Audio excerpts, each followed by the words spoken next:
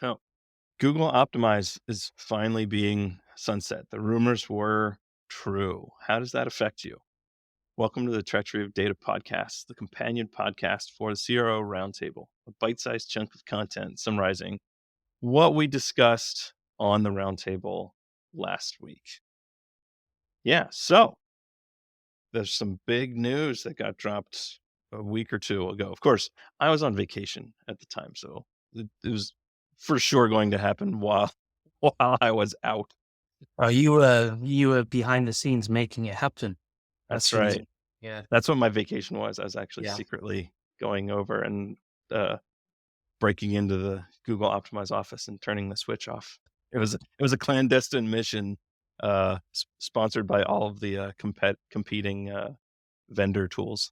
Yeah, you broke into the office, got on a laptop, and then sent an email to everybody in the Optimize team saying Google Optimize is being sunset, and wrote it onto the website. So now they have to commit to this thing. Have you ever seen the movie Hackers?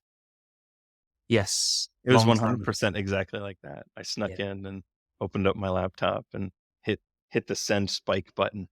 yes, that is the most realistic depiction of No. computer hacking Mhm. ever depicted on film, I think. Yep. Yeah. 100% perfectly lifelike. But to get serious for half a moment, yeah, Google Oh, Optimize yeah. is officially being sunset. Um, Google hasn't mentioned why they're getting rid of it, but I mean, with their track record of producing and abandoning products, it's not particularly surprising. Um, so what are the implications for people that use Optimize? Um, was it even a good tool to begin with? What are your thoughts? Yeah. I mean, okay. So let's start with like the some stats. So according to Dennis from Convert, he ran a lot of stats. So he like said, about 280,000 sites use Google Optimize, which places it in like the 60% of all tools that use experimentation, or of that as a kind of like the market share for experimentation tools. When deduped, I think it's about 40K because it deduped for domains, because a lot of websites have got a lot of domains, but only about 3.5 or 3.6% of them have ever run an experiment, which then takes the tool out from even the top three most um, the market share of experimentation tools. So I think that's something to take into account. So, Um, now Dennis collected these stats by using like a spider to crawl and track yeah, websites because he's a zero tool vendor. So it's in his interest to understand like what the competitive landscape is like. Now yes, we're not getting those numbers directly from Google. These are obviously just guesses and stuff. And yeah, it yeah, could be way off base, but you know, um, given those numbers, it would appear that, like the overwhelming market share of Google Optimize saying like, "Oh, it's the majority, it's taking up 60% share of the space," is fairly illusory. Like, yes, really, it was just installed as a consequence of lots of people using Google Analytics and it just being an easily paired product. It was installed on a lot of sites, but a lot of sites weren't actually executing tests with it. It was installed but not doing anything, so it was basically just slowing down their website. yeah, yeah. So and in terms of like the general reaction on LinkedIn, I mean, you've seen some reaction. I think in general it's been kind of split. There's been two camps. I think it's fair to say. One camp saying, "Oh no, Google Optimize, or how much we're gonna miss you." Like where it was a way in for people into experimentation. It's a way to prove the concept of experimentation in a company. It's a starting sort of rung in the ladder. And then there's the other side, which is like, well, this isn't a good thing that Google Optimize is going. There's some bad aspects of the tool which we'll get into. But yeah, those have generally been the two sort of sides of the coin. Um, where What's do you stay on that? I was gonna ask you the same Yes. question, but you beat me to the punch there. Yeah. Let's each say what our own opinions are. Um, my opinion, I was never as a practitioner, I was never particularly a big fan of the tool for several reasons. One, my first exposure to the tool is, was I explored it when I had to migrate a bunch of clients off of one testing platform because their prices increased a whole bunch and it got too expensive. So I had to explore other options. So one of the options I was exploring was Google Optimize. It's like, oh, it's free. Like, hey, you can't beat that, right? Um, but I was already an experienced practitioner at that time, and I'm going in and get it installed, get it all set up. It was just very clunky from an interface standpoint, like how you construct the variations. It was trickier to wrap my head around it than other similar testing tools, like how you write code and like write scripting in Google Optimize was more difficult than it needed to be. Not it wasn't a huge barrier to entry, but it was just enough where it's like, this is gonna be an annoyance in aggregate every time that I have to build a test. The other big sticking point for me was that there's no native way to build goals in Google Optimize. You have to just use the goals that you have set up in Google Analytics. And so it's like, well, what if I just, like, what if I have an experiment specific goal in mind of like, I want to track clicks on some particular element or something like that. Like, I'll have to do all the work of setting up a goal in Google Optimize to track or Google Analytics to track that thing, which means, oh, it's a click event. Well, that's not natively supported in, like tracking a click isn't something that's supported in Google Analytics. So I'm gonna have to go do other work in like Tag Manager or write some additional script. Whereas, with most other testing tools, setting up a goal to track a clicks on an element is like, just give me the selector. It's, 30 seconds worth of work to write a, HTML, JavaScript selector or whatever. It's much easier to configure goals in other testing tools. Um, and then as I got more experience, like exposure with it from the statistical side, I also started to see issues there as well of like, why, like the first red flag for me was like, why is it reporting session data? It should be reporting you unique user data. Like that was a big red flag to me. And I'm hazarding a guess that you strongly agree with that take. And since you're the stats expert over me, I'll let you dig into why that's a bad thing. Yeah, I mean, first of all, yes, I'm with you in terms of like my experience with Google optimizers being pretty bad. I really hate it in terms of like, and first of all, like when I first started to try and set up an AA test to, so this is a test where there's no difference between the two groups. I've had problems just trying to, get an AA test running that was accurate. Like I was seeing sample ratio mismatch, I have an SRMs. AA test running on Yeah, Google Optimize for someone right now, and it's showing the variant as 91, something like that, like 90 plus percent chance to be the better. And I'm like, it's an AA test. That shouldn't be happening. yeah, Now, the sample size is a bit small, so I'm like, okay, maybe, and it's fairly young, so I'm like, okay, maybe it's going to even out, and I'm just prematurely looking at it. But still, I'm like, mm, I'm not sure because it's not clear what stats engine they're using, is it? I mean, I might be wrong in that one because it's been a while since I've had a really close look at it. But it appears to be Bayesian because it I mean, doesn't. they're marketing it as Bayesian, It yes. well, and the interface looks like that because it says, like this variation is, 5%. This one is 20%. This one's 75%. So on the surface, that would appear to be a Bayesian calculation and not frequentist because it's not showing you like a significance level. Yeah. But who knows? Yeah, who knows? I mean, so going back to what you're saying, like the why sessions based is a problem. Um, so if so the first thing is Google optimized counts users at a user level. So if you're a user, you get marked with an experiment.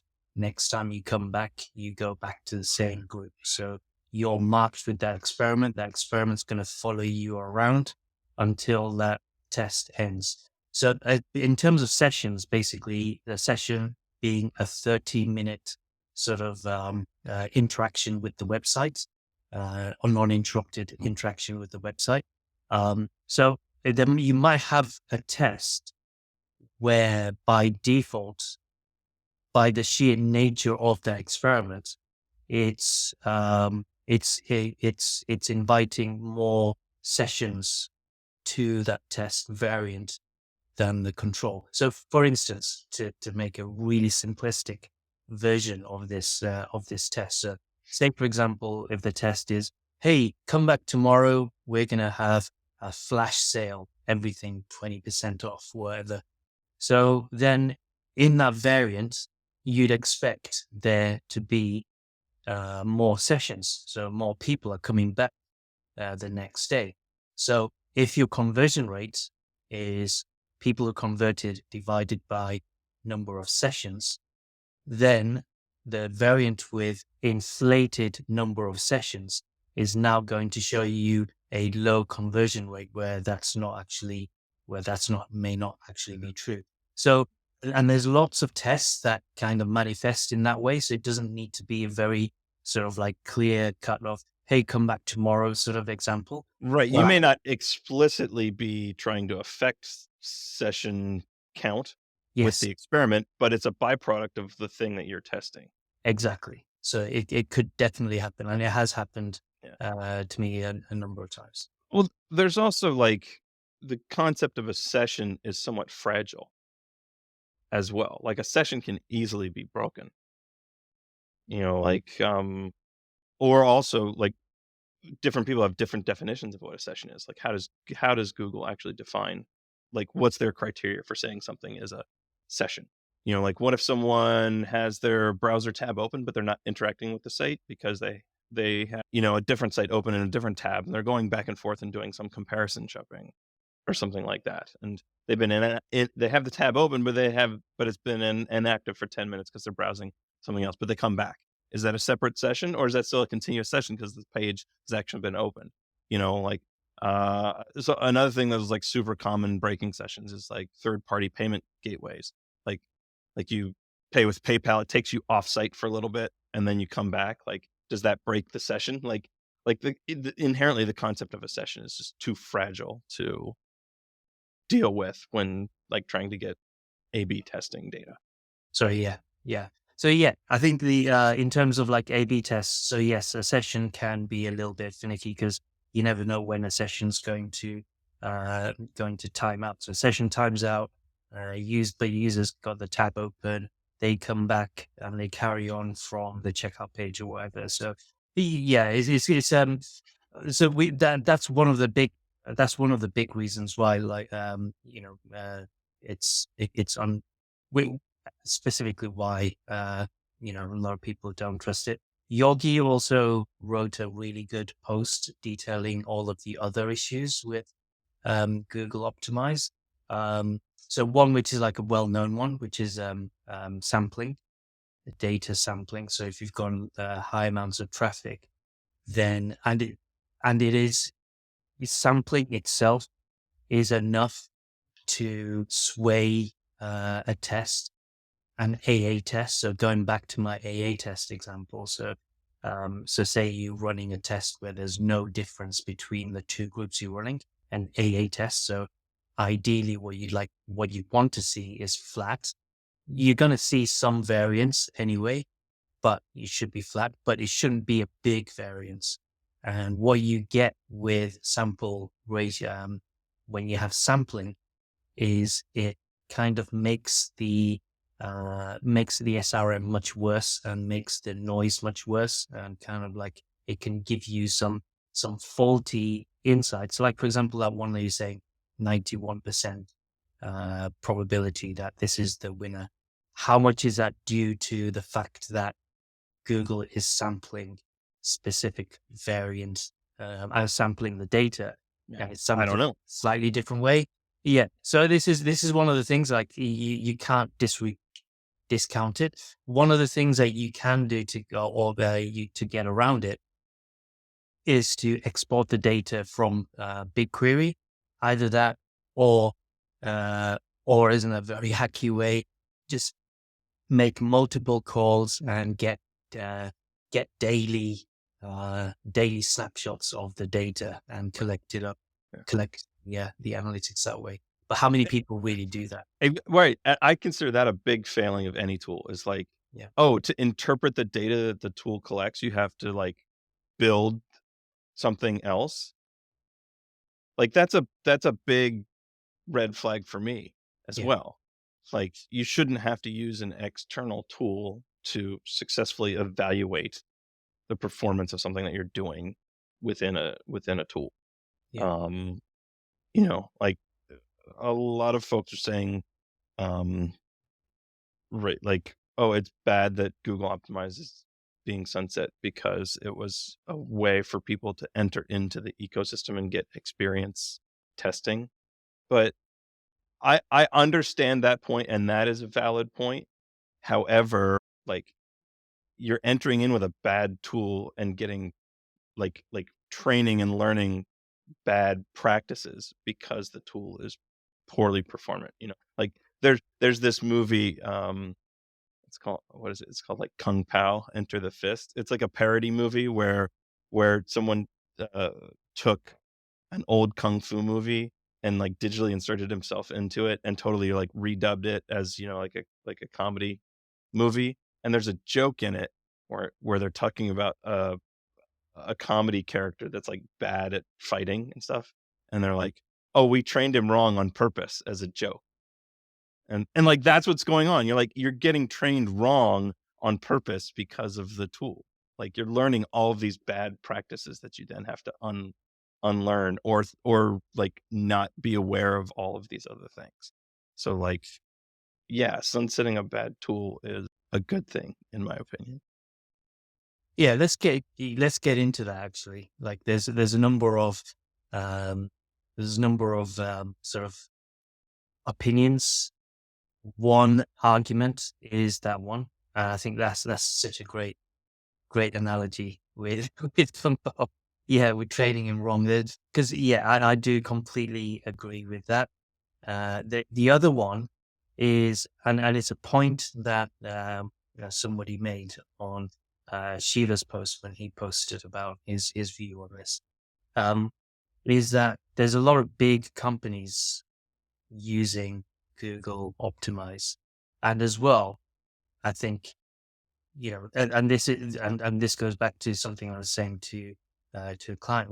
Just because a big company is doing something doesn't necessarily mean they know what they're doing. So it's kind of Exactly. like it's and and um and it's become It's such the a old norm.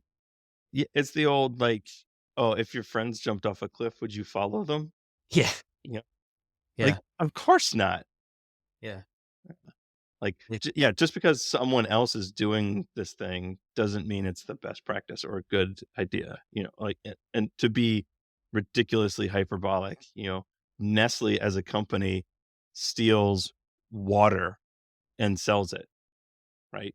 They're a terrible, terrible, unethical company. Like, yes. but The mo- oh, they're doing it, so, like, and yes. When obviously that's like, um, way overboard and extreme because they're engaging in like a unethical and potentially illegal activity, and A/B testing is not that, but Yeah, yeah.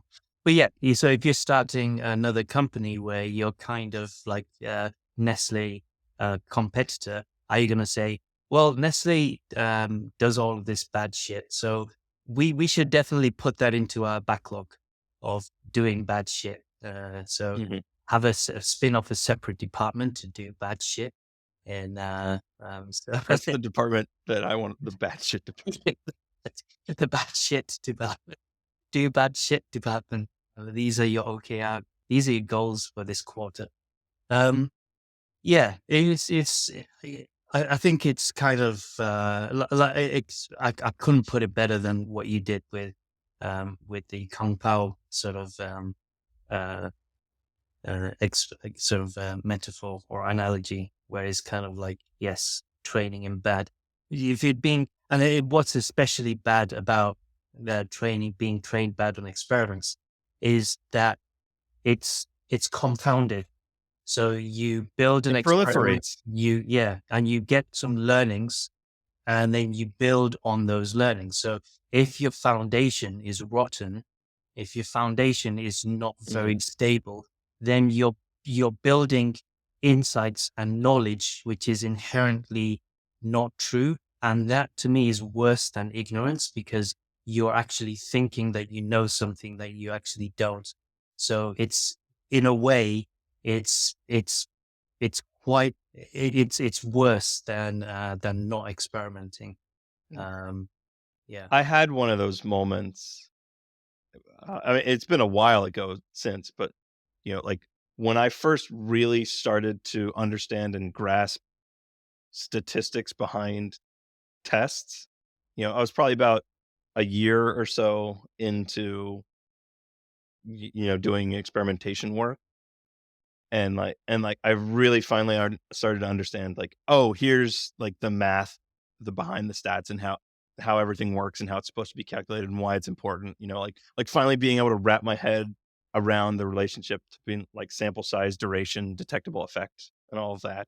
You know, um, I had one of those like existential crisis moments of like, oh man, I've ran so many bad tests in the past. Like all the work I've done to date is now completely questionable. So it's like, yeah, there's that like, yeah, the rotten foundation of like, oh, you don't know what you don't know, and you're just doing poor work while not knowing it. Yeah. I mean, it's like there are ways to work well with Geo. Like, for example, Mhm. like we're saying, to export the data from BigQuery, or to get the data on a dailies, and just like, but double checking whether or not sampling is happening. At its core, it performs the function of an A/B testing tool in Yeah, it's creating variations and directing users out and maintaining the experience consistently across the duration of the test, right? Like yeah, that's the core of a testing tool, yeah, and any testing tool you do can do that. yeah, But the pitfall with Google Optimize is on the reporting side and having to do a lot of extra work that you're not aware that you have to do in order to accurately be able to analyze the results of those experiments. yeah. That's the problem. Like That's other testing tools facilitate that, whereas Google Optimize presents unintentionally barriers to doing yeah. that. It's not necessarily deliberate on the part of the software, but with that, It can't help being shit. yeah, yeah. Basically. If you don't know that you have to do that stuff, you're making interpretations off of poorly informed data. Yeah. So, which like I'm leading into the other tools then, because I think if we think of it like, the part that it does okay at, which is pretty basic stuff, which is kind of like splitting traffic into two groups, and giving one set of users a particular experience. And the reporting side is trash. There's a lot of tools that, in terms of like looking forward to a world without Google Optimize, in because there's so many tools that you can install for free, depending on what your tech stack is.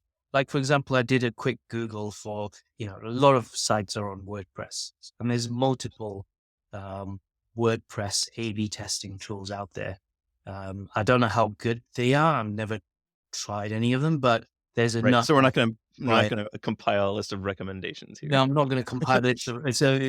But it's something like if you are in an organization and you are on a WordPress site and you are using Google Optimize currently, and then you're worried that Google Optimize is now being sunset, you legit have a lot of good options where you're not having to sacrifice much. Now, actually, in terms of like cost, they're low cost. Now, one other thing we didn't And a lot discuss. of the I mean, this has also been, like, an initiator for a lot of vendors to start offering low price or Yes. free versions of their plans as well. Like, I know VWO and Convert started offering a free tier.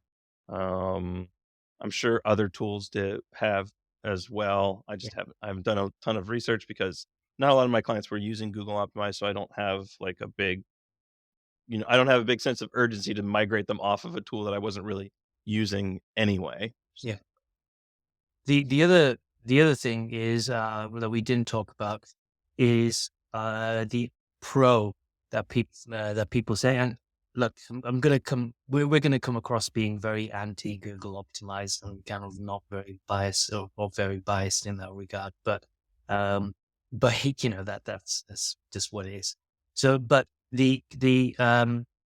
it's the ease of integration, and that's a positive that I've heard a lot. Like to integrate Google Optimize into your site, it's easy and it works with the other tools in the Google stack, like analytics, etc. So um, with that, and I think it's based on that base you I'm made. already frowning at Yeah, that. yeah.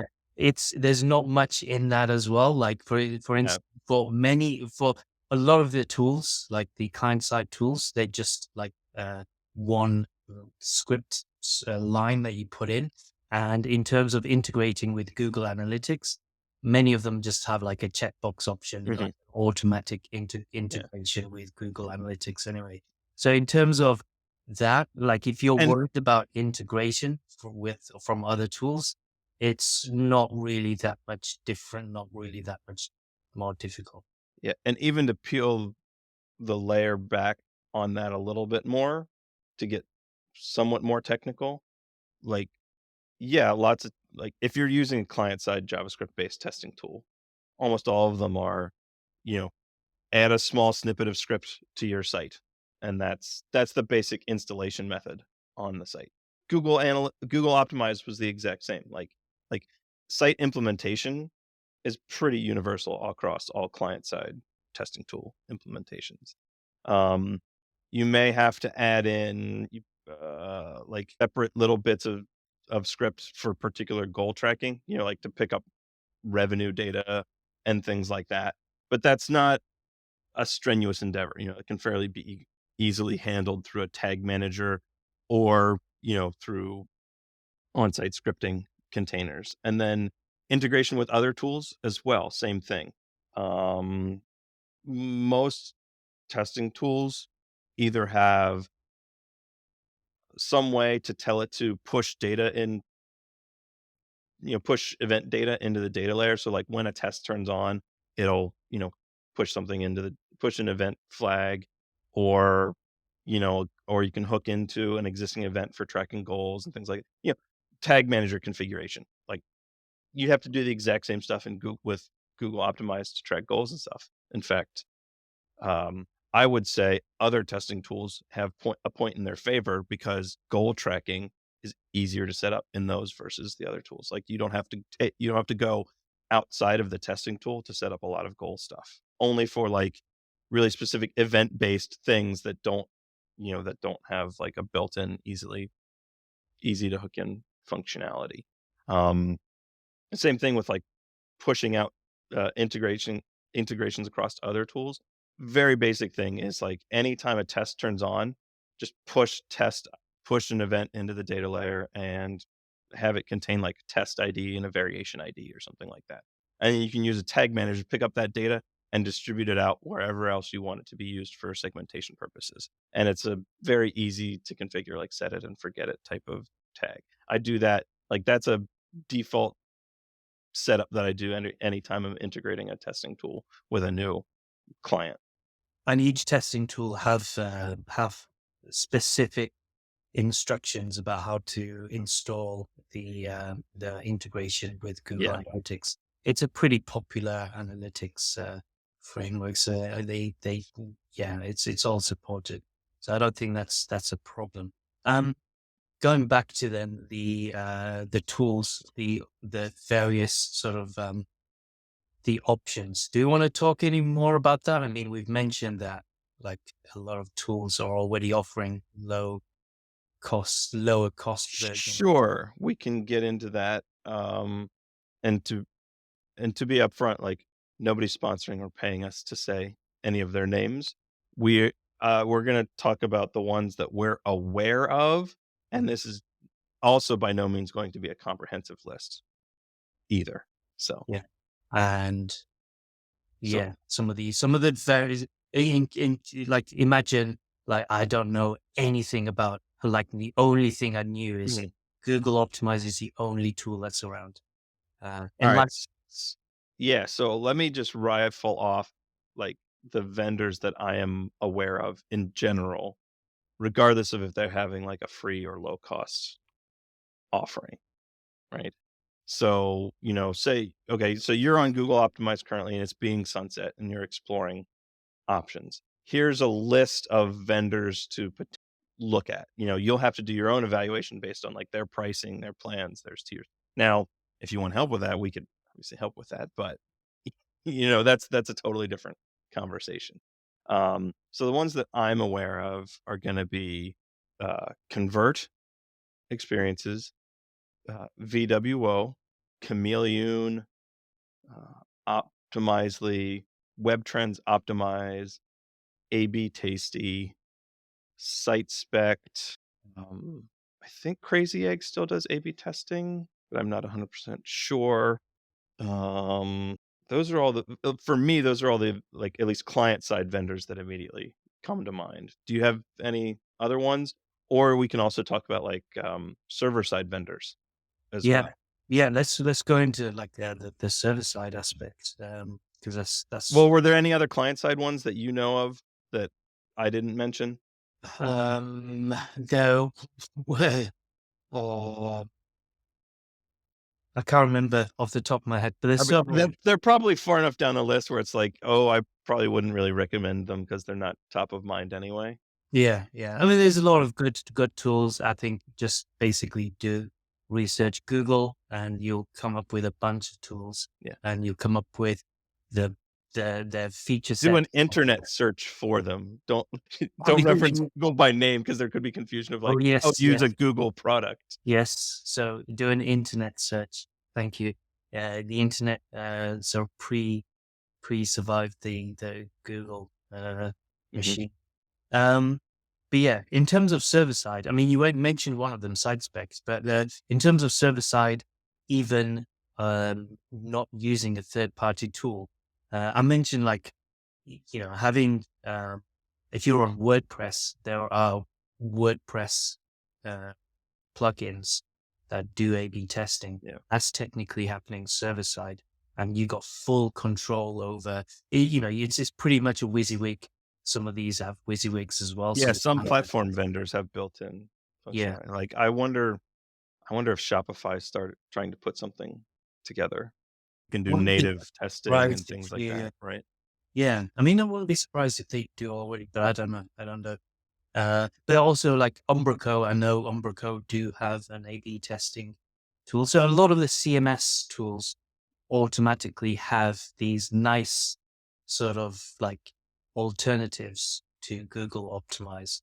And they pretty much give you the same kind of functionality. I think in terms of like specifics, you'd have to, again, check out your tech stack and find something that works within the tech stack, within the constraints of your tech stack.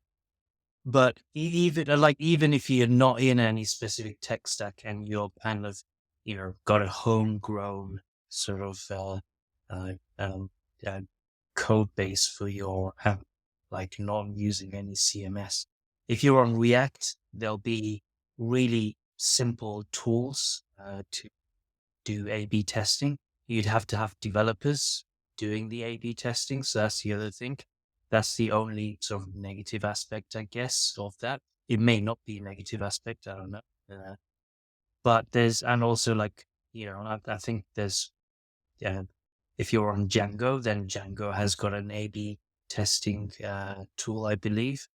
But yeah, basically, depending on your tech stack, you're bound to find some, maybe even open source solutions to do A/B testing, varying from developers need to be doing it to there's a WYSIWYG to, for marketers and for other people to develop their own tests within that, within the tech stack. You'd be surprised by how many tools there are out there, how many options there are out there. So yeah, that's what I would say about that. Any Right. Yeah, there's a wealth of options available for all price points and all levels of experience. Like, yeah, Google Optimize itself wasn't a particularly unique solution that can't be replaced. Yeah.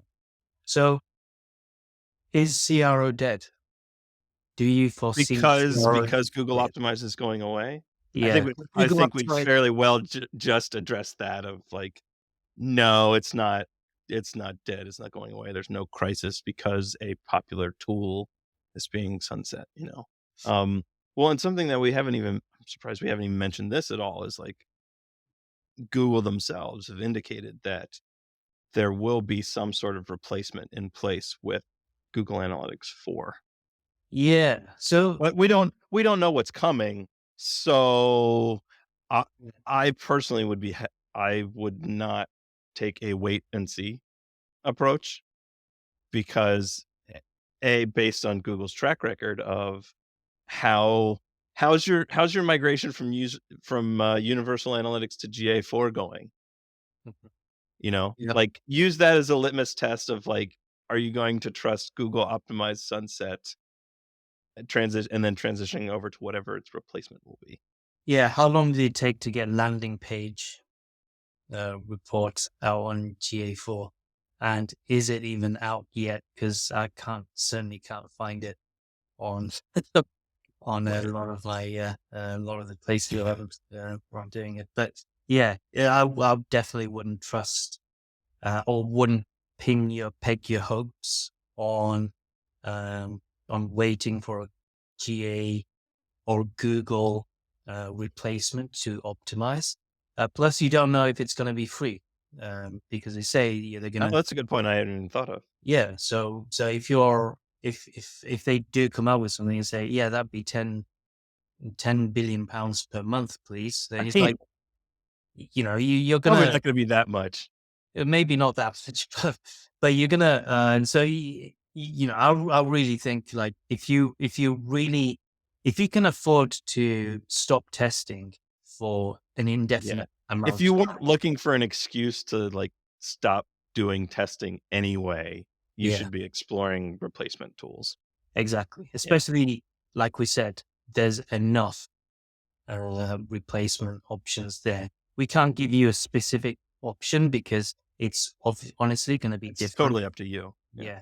And also there's so many options that we'd be biased if we gave you like, hey, this We or have favorites that we are have a favorites. result of our, like, Yeah. our networking and connections and stuff and Yeah. our history with tools that we use, but Yeah. yeah. But it wouldn't. Yeah. So yeah. Cool. I think that kind of covered things quite nicely. Yeah. Uh, yeah. So as a personal note, are you sad? Are you going to be okay? Is I'll be fine. you going to be? Yeah. I I know, don't I really know it's have difficult, but any let's. yeah. I don't have any active clients that are Yeah. using it regardless. So, And emotionally, you're gonna I'll get be through. okay because I wasn't using it anyway. Cool. Yeah. But I didn't fall I, like by the time I was in a position to be, like, recommending software to vendors, I had already, like, crawled out of the trap of using Google Optimize. yeah, And, well, and, like, the me calling it a trap pretty much speaks to how I feel about it anyway. Yeah, I'm gonna dance on its grave, like, yay, no, I mean, yeah. you know, If it had a grave, you'd have to make a yeah. grave for Google I Optimize. mean, there's a pretty big graveyard of s sunset deprecated, like, end of life Google products, so, Yeah, yeah, yeah. I mean, I'll we. never forgive them for killing RSS feed.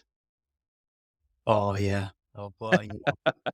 That was uncalled for as well. That was, and what was it? There was another one that they had, which was kind of like a Slack alternative. There's like messaging, but it was really ahead of its time actually. If you because you could, it was like touted as an email replacement because this was pre Slack, and you could write messages and you could go back and put into, I believe it was, they didn't call it threads, but very Slack like, but the interface was a little bit janky. But in terms of concept, it was very, very much like, Mhm. like Slack. It didn't take off. And obviously as inbox, which everyone was like, oh yeah, yeah, we moved away from Gmail to inbox. You have to move away from Gmail to inbox to get inbox zero.